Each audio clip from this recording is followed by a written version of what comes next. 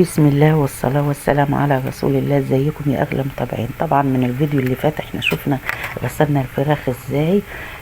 طبعا عندي المية اتغلت، حطيت الفراخ، وطبعا بشيل الريم وحاطه معاها قشر برتقان وقشر ليمون. قشر البرتقان وقشر الليمون ده والله سحر سحر مع الشوربة، بيخلي لك طعم الشوربة جميل جدا. وطبعا بعد ما شلت الريم جبت بصلاية مقطعاها وطماطمية بشرها وملح وفلفل وجنزبيل وورق لوري طحناه بس، واسيبهم بقى في الحلة لحد ما هيغلوا، وهشوف هعمل ايه جنب الفراخ.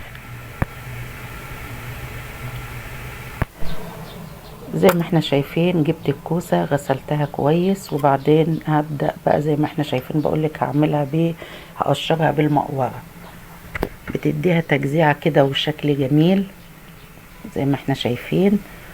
وبدأت خرطتها، شوف شكلها تحفة. جبت صينية، جبت بصلاية قطعتها، قطعها جوانح كده،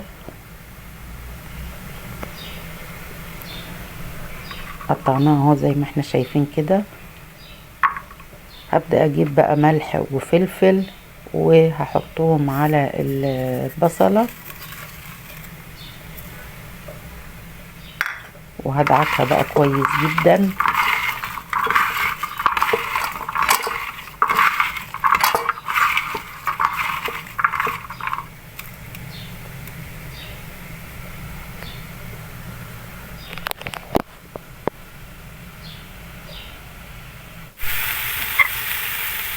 حطيناها على النار، هحط عليها بقى معلقتين سمنة زي ما احنا شايفين كده، وهبدأ بقى ايه اديها التشويح. يعني انا بشوحها بس ومش عايزاها تصفر، هي بس ده ايه تقلبتين كده.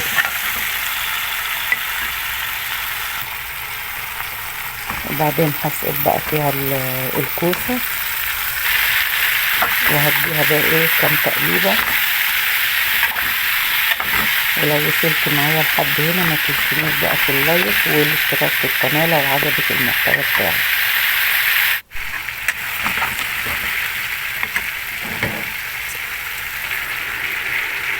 وجبت 3 طماطمات ضربتهم في الخلاط وحطيتهم 3 طماطمات صغيرين.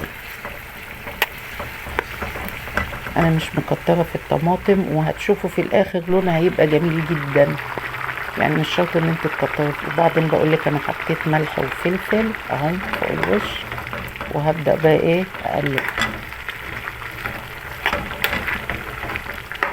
بسم الله الرحمن الرحيم. اللهم صل وسلم وبارك عليك يا حبيبي يا رسول الله. هعمل جنبها بقى شوية رز بالشعرية. حمرت الشعرية، حطيت الرز. طبعا انا مجرية في المقاطع دي عشان ما اطولش عليك الفيديو، وتدي تشويحة للرز كويس جدا. وبعد كده سقطت المية وحطيت عليها الملح، نستنى بقى لحد ايه ما يستوي. هنا بقى طبعا بوريكي بقى ان هي خلاص اهي اتسبكت. هبدأ احط الطماطم اتسبكت، هبدأ احط عليها الشوربة ووريكي شكل الشوربة. شوفي نضيف ازاي، والطعم بتاعها والله تحفة، وخصوصا قشر البرتقان وقشر الليمون ده تحفة تحفة في الشوربة. هسيبها بقى لحد ما تستوي، اغطي عليها واسيبها تستوي.